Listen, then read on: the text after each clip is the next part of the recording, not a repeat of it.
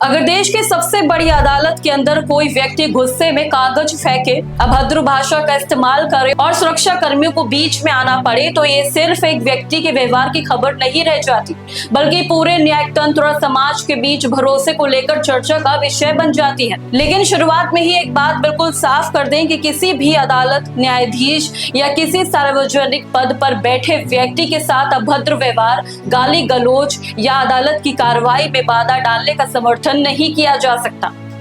लोकतंत्र में अपनी बात रखने का अधिकार है, लेकिन यह संविधान और कानून के दायरे में रहकर ही होना चाहिए। नमस्कार, आप देख रहे हैं न्यूज़ आई, मैं हूं आपके साथ काजल चौधरी। हाल ही में सुप्रीम कोर्ट में सुनवाई के दौरान एक याचिकाकर्ता ने हंगामा खड़ा कर दिया। रिपोर्ट के अनुसार उसने अदालत की कार्रवाई के दौरान कागज फेंके, न्यायाधीशों के प्रति अभद्र भाषा का इस्तेमाल किया और स्थिति इतनी ज्यादा बिगड़ गई कि सुरक्षा कर्मियों को हस्तक्षेप कर उसे कोर्ट रूम से बाहर ले जाना पड़ा। अब यह घटना असामान्य थी और न्यायालय की गरिमा के खिलाफ भी।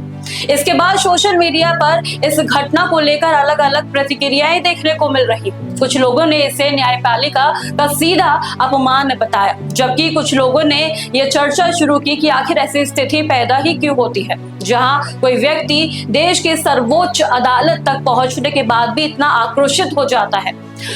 हम किसी भी तरह की बदसलूकी का समर्थन नहीं करते, लेकिन ये समझाना भी बेहद जरूरी है कि कई बार वर्षों तक न्याय के लिए संघर्ष करने वाले लोगों में निराशा और हताशा बढ़ सकती है। यदि किसी नागरिक को लंबे समय तक ये महसूस हो कि उसकी बात सुनी नहीं जा रही, उसे लगातार न्याय मिलने में देरी हो रही है, तो व्यवस्था के प्रति उसके भीतर असंतोष पैदा हो सकता है। इसका अर्थ ये बिल्कुल नहीं है कि कानून को हाथ में ले लिया जाए, बल्कि ये समझने की आवश्यकता है कि ऐसी नाराजगी की जड़ें कहां से और कैसे दूर की जा सकती हैं। भारत की न्यायपालिका दुनिया की सबसे बड़ी न्यायिक व्यवस्थाओं में से एक है, लेकिन इसके सामने कई चुनौतियां भी लंबे समय से मौजूद हैं। लाखों लंबित मामले, कई मामलों में वर्षों तक चलने वाली सुनवाई, आम नागरिकों के लिए महंगी कानूनी प्रक्रिया और बार बार पड़ने वाली तारीखें ऐसे मुद्दे हैं जिन पर लगातार सार्वजनिक बहस होती रही है। अब इसका अर्थ ये नहीं है कि हर फैसला गलत है, बल्कि ये है कि न्याय व्यवस्था पर बढ़ते बोझ और प्रक्रियात्मक देरी को लेकर सुधार की आवश्यकता लंबे समय से महसूस की जा रही है।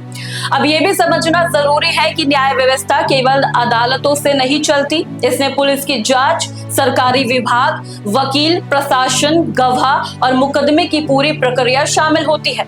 यदि इसमें किसी भी स्तर पर देरी होती है, तो उसका सीधा असर अदालतों के कामकाज पर पड़ता है। इसलिए न्यायिक व्यवस्था की चुनौतियों को केवल अदालत तक सीमित करके नहीं देखा जा सकता, बल्कि पूरी व्यवस्था को एक साथ समझने और सुधरने की जरूरत है। लोकतंत्र में न्यायपालिका की गरिमा अत्यंत महत्वपूर्ण है। यदि अदालतों में हंगामा या भद्र व्यवहार सामान्य बन गया, तो न्याय की पूरी प्रक्रिया प्रभावित होगी। इसलिए असहमति और आलोचना लोकतंत्र का हिस्सा हो सकती है, लेकिन उनका तरीका हमेशा संवैधानिक और कानूनी ही होना चाहिए।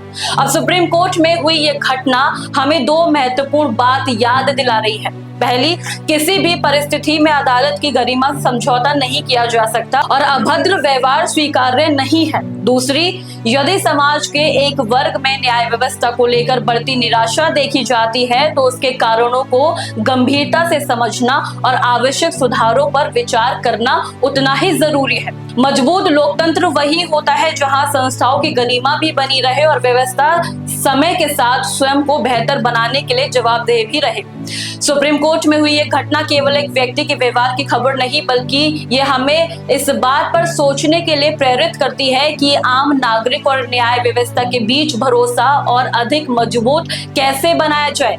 अंत में एक बात फिर से स्पष्ट कर देते हैं कि गाली गलौज, अदालत की कार्रवाई बाधित करना या किसी भी प्रकार का हिंसा और अभद्र व्यवहार किसी भी परिस्थिति में उचित नहीं है।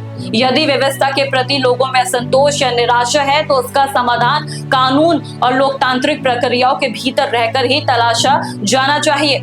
अगर आपको ये विश्लेषण महत्वपूर्ण लगा है, तो इस वीडियो को शेयर कीजिएगा, न्यूज़ आई को सब्सक्राइब करना ना भूलें और अपनी राय कमेंट्स बॉक्स में साझा करें। धन्यवाद।